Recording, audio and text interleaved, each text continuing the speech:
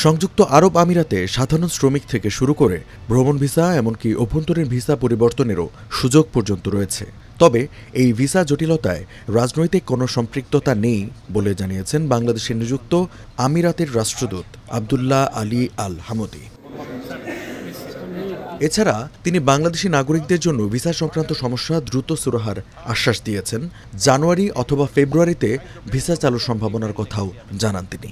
Gradually, inshallah, hopefully gradually will be open. I came back to discuss with my authority, but inshallah, hopefully January, February, sometime next year. I cannot give you a specific deadline, but inshallah, very soon, next year, inshallah, hopefully.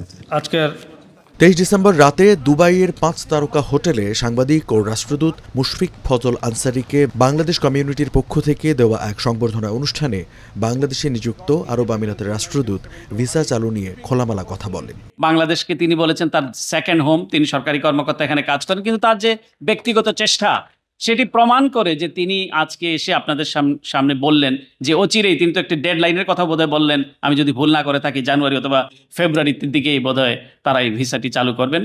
এবং আমার মনে হয় যে বাংলাদেশের মানুষরা আবার এই সুন্দর দেশে তারা আসতে পারবেন, কারণ আমাদের একটা স্ট্রং বন্ডেজ রয়েছে, একটা শক্ত বন্ধন রয়েছে বাংলাদেশের সঙ্গে সংযুক্ত আরব আমিরাত। এবং দ্বিতীয় সর্বোচ্চ বাংলাদেশি প্রবাসীরা এখানে থাকছে। পৃথিবীর যত দেশের মানুষ এখানে থাকে তার মধ্যে দ্বিতীয় সর্বোচ্চ দেশ হচ্ছে বাংলাদেশ। এবং আপনাদের অর্জিত টাকার কারণেই বাংলাদেশ গভর্নমেন্ট বুক ফুলিয়ে বলতে পারে আমাদের রিজার্ভ এত।